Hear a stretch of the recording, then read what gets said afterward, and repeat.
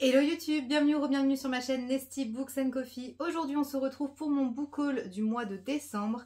C'est la deuxième fois que je tourne cette vidéo et croyez-moi, c'est pas une mince affaire parce que c'est le plus gros book haul de la chaîne. Jusqu'à maintenant, c'est un book haul absolument scandaleux qui s'explique plus ou moins par Montreuil, Noël et mon anniversaire.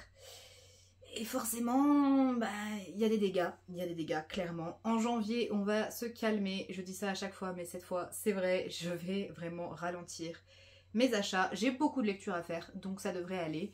Et on ne va pas traîner parce que il y en a pour un moment. C'est parti!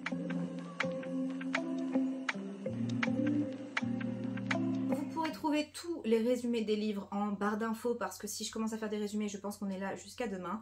Et on va commencer par les BD que j'ai pu me procurer à Montreuil, parce que, et oui, le salon Montreuil, donc le salon du livre et de la presse jeunesse de Montreuil, c'est le moment où je craque le plus en une fois. Et j'ai pu avoir quelques BD que je voulais beaucoup, donc voilà. Je me suis tout d'abord procuré le tome 2 et le tome 4 et le tome 5 du Grimoire d'Elphie, qui est fait par Arleston Alouette et Minnie Woodvine. C'est publié chez Dracou. On suit une petite sorcière et c'est une BD que j'aime énormément. Les graphismes sont incroyables et ça fait partie de mes BD préférées. Donc voilà, j'attends la suite avec grande impatience. Je me suis également procuré le dernier tome des carnets de cerises. Donc c'est publié chez chez Oxymore dans la collection Métamorphose. Il s'agit du premier tome d'un nouveau cycle parce que je pensais que les carnets de cerises c'était terminé, mais non. On a ici Joris Chamblin et Aurélie Néret, donc au dessin il me semble. Et c'est une BD que, pareil, j'aime beaucoup. C'est très chouette, c'est un peu dans le même esprit que le Grimoire d'Elphie. Et c'est ma deuxième BD préférée, donc voilà. J'étais très contente de retrouver ces personnages. Dans la même collection, et je pense que c'était pour avoir des goodies, donc j'ai acheté 3 livres dans cette maison d'édition. Je me suis procuré le premier tome de Lulu et Nelson qui est fait par Girard Aumont et Aurélie Néret, du coup qui a participé au carnet de cerises, et c'est un tome très introductif mais j'ai hâte de voir ce que ça donne. Et je me suis pris également Au Chant des Grenouilles, donc le tome 1 Urania la sorcière par Canepa, Allard et Sacré, et la petite particularité c'est que chaque tome sera fait par un dessinateur différent. Et il y a des très chouettes dessinateurs qui vont intervenir, donc j'ai très hâte de voir ce que ça donne. J'ai pu me le faire dédicacer par la créatrice de la saga, qui m'a fait une belle illustration dessinée, même si elle ne dessine pas. Voilà. Et c'est très chouette, je recommande grandement. Toujours parce que je pouvais faire dédicacer et que c'était l'occasion, je me suis procuré le premier tome de Bergère guerrière, donc par Jonathan Garnier et Amélie Fléchet. C'est publié chez Glénat, c'est une saga qui est terminée et moi je viens tout juste de commencer. Mais c'est très chouette et pareil, j'ai eu une très belle dédicace. Les auteurs sont vraiment très sympas et c'est un univers qui m'a l'air vraiment très encourageant. Et BD que j'ai également lu, en fait je les ai toutes lues donc ça va, ça s'est pas trop rajouté à ma palle. Mais celle-ci je l'avais lue avant, il s'agit de La Rivière à l'envers, l'intégrale d'après le roman de Jean-Claude Mourleva. C'est fait par L'Hermenier, Jet et Parada. C'est publié chez Jungle et ici j'ai pu me le faire dédicacer par les 3 participants. Je ne sais pas si vous allez voir quelque chose parce que c'est en bleu clair. Et avoir une magnifique couverture exclusive du salon du livre parce que normalement c'est une couverture différente qui est très belle aussi. Voilà. Jean-Claude Mourleva est un auteur que j'aime depuis des années. J'aime vraiment beaucoup son travail et du coup j'ai pu aller le voir à 2 reprises. Je lui ai également fait dédicacer le roman. Mais je voulais absolument cette adaptation graphique qui est magnifique, je la recommande à tous les âges.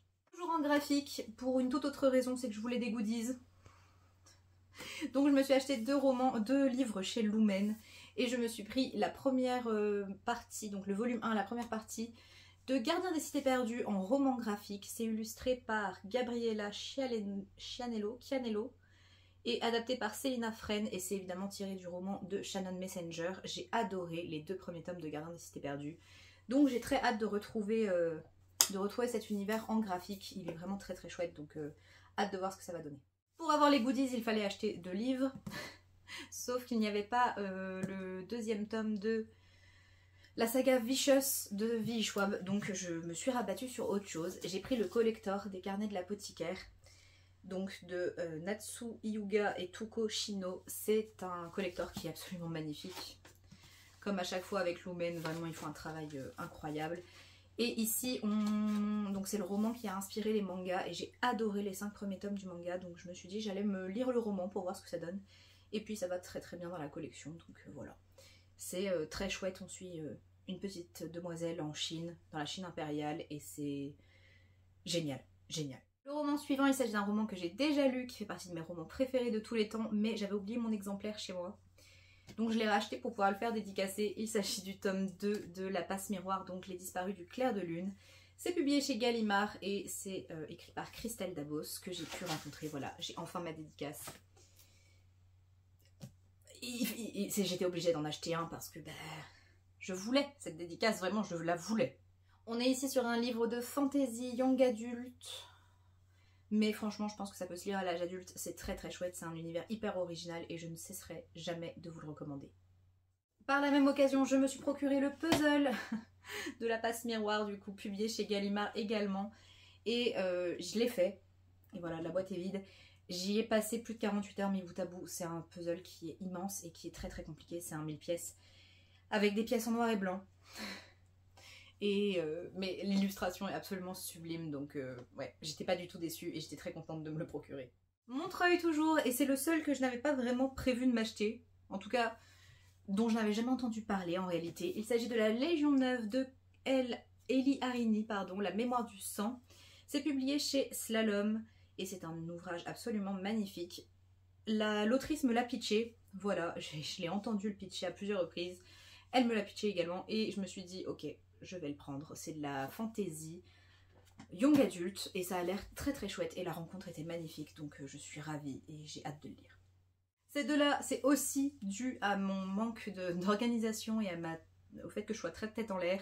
J'avais oublié This is not a love letter, donc les 10 règles du sexe et du surf, ou du surf et du sexe, je sais jamais dans quel sens ça se dit, de Anouk Filippini, publié chez Ozu. Sauf que je voulais quand même rencontrer l'autrice, donc je me suis pris les 2 tomes en poche de 2105, pardon, j'ai un problème avec les chiffres. Donc Mémoire interdite et Les messagers de l'oubli, on est sur de la dystopie autour de la mémoire, ça a l'air très chouette, et c'était aussi pareil, une rencontre absolument magnifique avec l'autrice.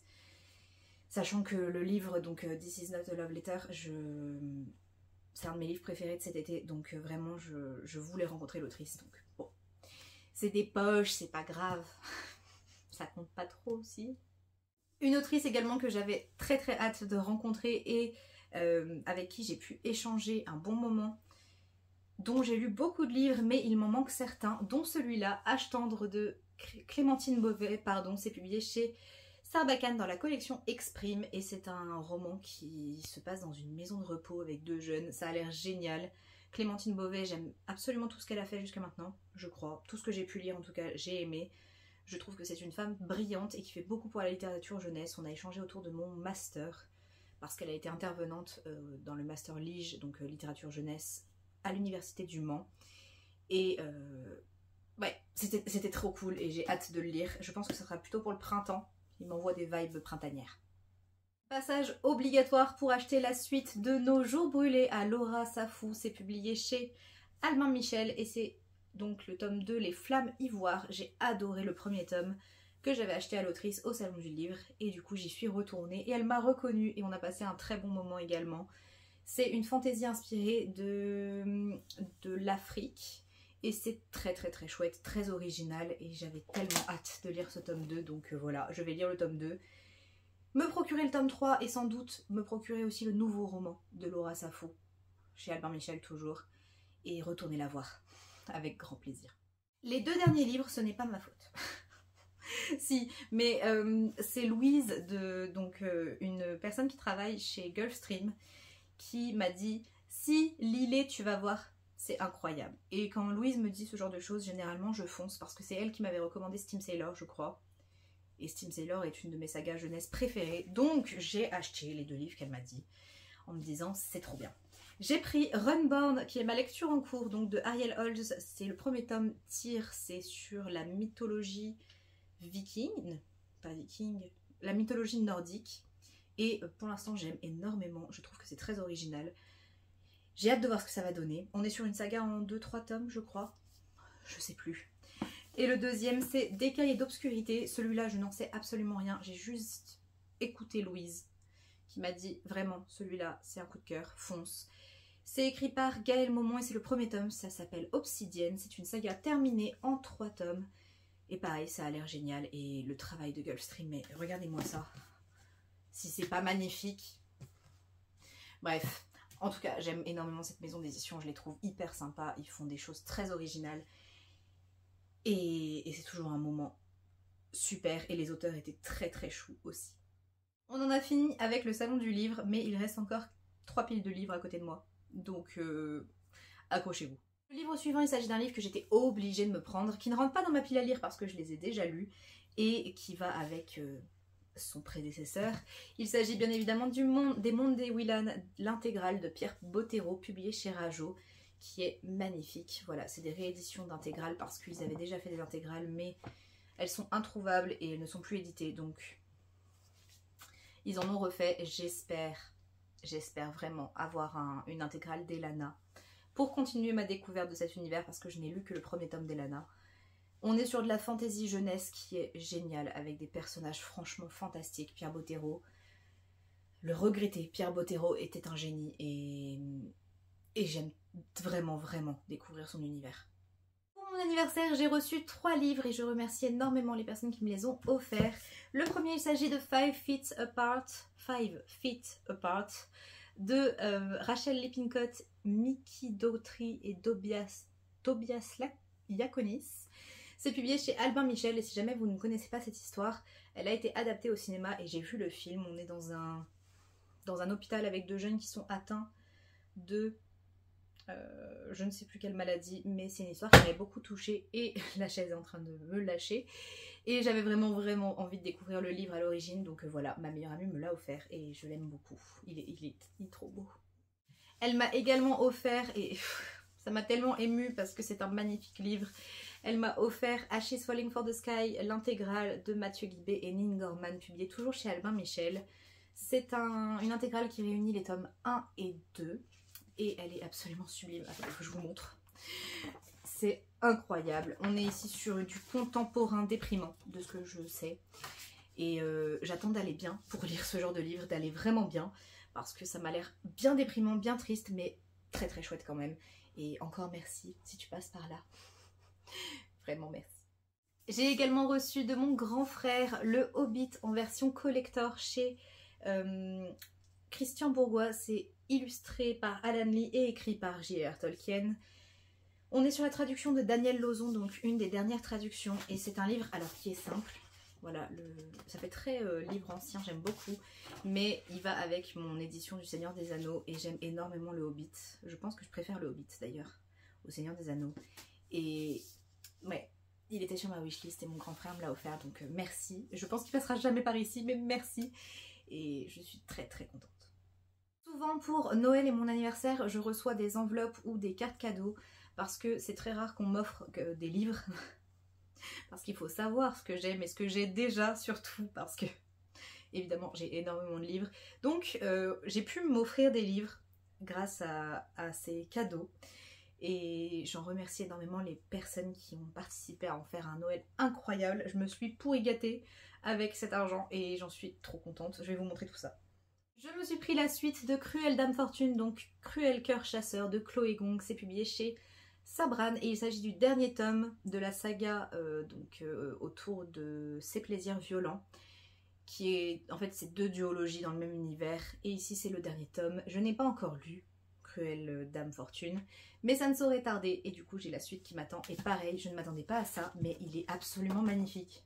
Voilà, d'habitude c'est pas trop dans mes goûts, mais je trouve qu'ils ont fait un travail incroyable et j'en suis ravie.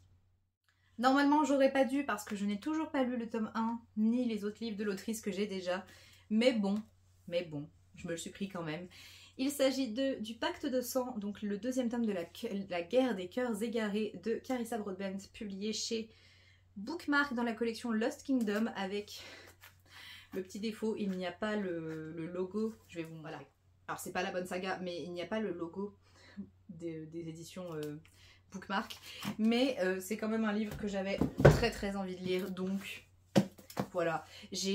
Ma lecture en cours, c'est le premier tome de l'autre saga de l'autrice, et pour l'instant, c'est un coup de cœur, donc j'espère aimer ces sagas aussi. Je me suis également procuré Spark of the Everflame de Pencall. C'est publié chez Calix. Il s'agit de mon premier roman Calix. Et donc c'est le label fantasy de J'ai lu, je crois. Dans cette magnifique édition. Je crois qu'il n'est pas sorti en brochet. Et ici on parle de dieux et de descendants des dieux. Et ça a l'air génial. Donc voilà, j'ai craqué. Il est vraiment très joli. J'aime pas spécialement les autres de chez Calix, mais celui-là je le trouve vraiment beau. Encore une saga que je n'ai pas lue. Enfin, je n'ai pas lu le tome 2 et je me suis procuré le tome 3 quand même, mais c'est pas grave. Je le lirai. Pour l'instant, il n'y a pas de raison que ça me plaise pas. Il s'agit de Ignite Me de Tahereh Mafi. C'est publié chez Michel Lafon. Le premier tome, c'est Shatter Me. Et le deuxième tome, c'est Unravel Me. Et c'est une saga dystopique que j'aime énormément. Et j'aime beaucoup la plume. Donc j'ai hâte de découvrir cette suite. Et il est magnifique. Je vous dis, j'ai craqué. J'avais la possibilité de craquer, donc j'ai craqué. Plus que 2 pour Noël et après on passe aux achats d'occasion et après ça sera fini, promis. Je me suis procuré celui-ci, et oui, The Bone Season de Samantha Shannon. Le premier tome, saison 2, c'est publié chez De Saxus et c'est une édition anniversaire révisée par l'autrice parce que l'autrice a un peu réécrit son histoire et il est absolument magnifique. Je n'ai pas apprécié Le Prieuré de l'Oranger. J'ai abandonné ma lecture, donc je ne l'ai plus dans ma bibliothèque. Mais je me dis que celui-là me plaira peut-être plus. On est plus sur de la dystopie fantasy, je crois. Donc voilà, je verrai ce que ça donne. Mais c'est une saga qui est très appréciée. Le dernier de Saxus, il s'agit évidemment d'Impitoyable Serment de Rebecca Ross. C'est le tome 2 et le dernier tome de la duologie Divine Rivalité avec cette histoire de dieu et de correspondance. J'adore, c'est incroyable. J'ai vraiment aimé le tome 1. Et j'ai hâte de découvrir ce tome 2. Et pareil, c'est toujours les livres que je trouve les plus beaux de ma bibliothèque. Je ne saurais vous dire pourquoi, mais je les trouve absolument magnifiques. Et c'est une très chouette saga que j'ai recommandée à ma meilleure amie. J'espère qu'elle va craquer pour pouvoir fangirler avec moi. Et on termine par mes achats d'occasion, qui sont des petits craquages que j'ai pu faire, qui n'ont aucune justification, mais je les ai fait quand même. Le premier, il s'agit du Silmarillion de J.R. Tolkien, publié chez les éditions Christian Bourgois. Ici, c'est illustré par Ted Nasmith, pardon, et c'est toujours une traduction de Daniel Lauzon. On est donc sur toujours dans l'univers du Seigneur des Anneaux, et j'avais envie de découvrir ce livre. Et j'ai trouvé cette édition qui va avec l'édition du Hobbit. Et que je suis faible et que les collections j'aime trop, donc voilà, je suis très contente, j'ai hâte de me plonger dedans même si ça sera sans doute pas aussi simple que le Hobbit. Ceux-là je les ai vraiment eus pour une bouchée de pain et je ne pouvais pas passer à côté parce que c'est une saga que je n'ai pas dans ma bibliothèque et j'adore l'auteur. Il s'agit d'Illuminae de J. Christophe et Amy Kaufman, pardon. C'est publié chez Casterman et on est ici sur de la science-fiction young adulte, dans l'espace même. Je sais plus, mais en tout cas c'est une saga de J. Christophe, donc voilà, c'était vraiment une très belle occasion et je ne pouvais pas passer à côté. J'ai zéro justification, mais j'ai besoin de J. Christophe, voilà, parce que le dernier tome de l'Empire du Vampire sort en novembre 2025 et en attendant il m'en faut d'autres. En parlant d'auteurs que j'aime beaucoup, je me suis procuré les 2 premiers tomes du Chant du Loup, donc le clan Bennett. Enfin non, les 2 premiers tomes du clan Bennett, donc Le Chant du Loup et Le Chant du Corbeau de TJ Klune. C'est publié chez Bookmark dans la collection MXM. Et on est ici sur de la bitlit avec une romance entre 2 garçons. Des loups-garous. Bref, il m'en faut pas beaucoup plus et c'est TJ Klune donc... J'ai foncé, pour une fois que je les ai trouvés, je me suis dit je ne vais pas passer à côté et j'ai très hâte. C'est la bonne période pour les lire d'ailleurs. Celui-ci, j'ai craqué parce que j'en ai beaucoup entendu parler sur la chaîne de Margot, donc Margot Liseuse, et sur la chaîne de Élise de A Book and a Cup. Il s'agit de Trilogie d'une nuit d'hiver de Catherine Arden. Donc le premier tome, c'est L'ours et le rossignol. Il s'agit d'une intégrale qui était publiée chez France Loisirs, qui n'existe plus, enfin qui n'est plus disponible. Et je l'ai trouvé pareil pour une bouchée de pain, donc on va voir. Ça se passe dans la Russie, au fin fond de l'hiver. Enfin bon bref, ça a l'air génial pour cette saison. Et j'ai très hâte de le découvrir. Et enfin, les 2 derniers livres que j'ai achetés, il s'agit aussi d'intégrales d'une autrice que j'ai découvert récemment et que j'ai beaucoup aimé. C'est des intégrales qui sont très... Enfin, c'est des livres qui sont très connus. Et je pense que j'arrive un peu après tout le monde. Mais, bah, qui sait, peut-être que je vais adorer. Il s'agit des livres dans l'univers de Grisha.